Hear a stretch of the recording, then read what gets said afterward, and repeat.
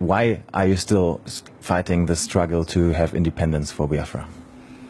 We are fighting for independence, not fighting physically with guns and bullets. We are fighting in terms of our agitation. We are fighting in terms of our belief. We're fighting in terms of our consistency to ensure that we are free, because we're not free. As a free people, we can afford to make life better for our people. Right now, we can't do that because of how Nigeria is structured and because of the very flawed foundations upon which Nigeria rests. You called for a referendum latest this year, November, you said, I think. Yes. If that doesn't happen, what's the way forward? Because the way it looks like the government will definitely not agree to that. Then there'll be no elections in Biafra land. No more elections here. They can put whoever they like in office. They can do whatever they like with their political positions. We will not engage in any political process. You said it's a peaceful struggle, but Yes. there are some videos of you appearing in the past, especially abroad, in particular in one conference in the US, where you said you need weapons to defend yourself. You need guns and ammunition. How can we understand that in the context that you're saying it's a peaceful struggle? I'm sure you've heard about the Fulani headsmen killing people all over the place. Have you heard about it? Of course. Exactly. So how do you intend to defend yourself against Fulani headsmen without guns and bullets? They've been killing our people, raping our women, destroying crops in the farms, and no one does anything about it. Is that how human beings are supposed to live?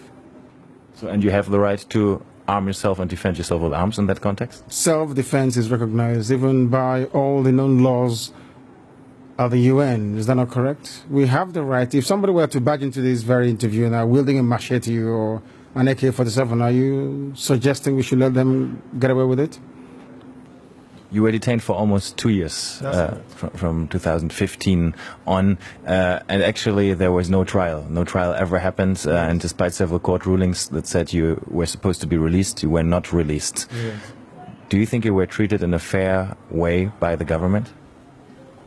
Or rather also by the justice system? No, not fairly, because Nigeria is not a civilized country.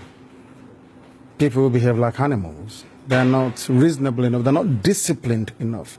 They are not mentally developed enough to run a transparent civil society. For them, they have a feudal mindset where you have the ruling class and, a multitude of poverty-stricken people who never utters any word in rebellion or to even ask questions about their plight. That is one thing we are determined to challenge. Don't you think you insult a lot of Nigerians with that? I'm being very kind, to be honest. I could have used far more harsher words to describe them. I'm being very kind. So generally you don't think very positive of your countrymen then, obviously? They are not... When you say positive, no, as individuals, perhaps there are a few good people amongst them. But as a collective, it's an absolute mess. And you can see for yourself. Didn't you go through the roads and see how horrible they are? Didn't you see how unkempt everywhere is? How filthy and dirty everywhere is? That is the product of a Nigerian system that is uniquely backwards, even by the very third world standards of Black Africa. That's the fact, and people must face up to it. Well, I traveled in the north quite extensively, and I went to very remote areas sometimes where you would still find Igbo people living there, peaceful together with communities in the north. Don't you sometimes think that you might endanger their peaceful coexistence with the communities there, that they might get into trouble with that? So if they're living so peacefully together, or cohabiting so peacefully as you put it, how come you hear about all those uprisings in the north where southern Christians are being slaughtered and nothing gets done about it? Are you telling me that that is normal? People are in the north out of a dire need, necessity more or less, to try and survive.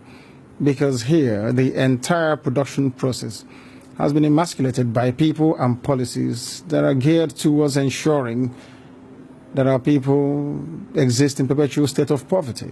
And that is unacceptable to us.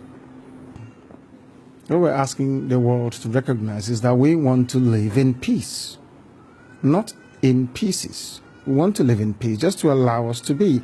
Allow Biafra to exist. We were existing before the British came. Just allow us to go back to, what we were before. No African came to Europe to create countries. So for somebody to just come in here and say, you, from today, your name is Nigeria, is simply laughable.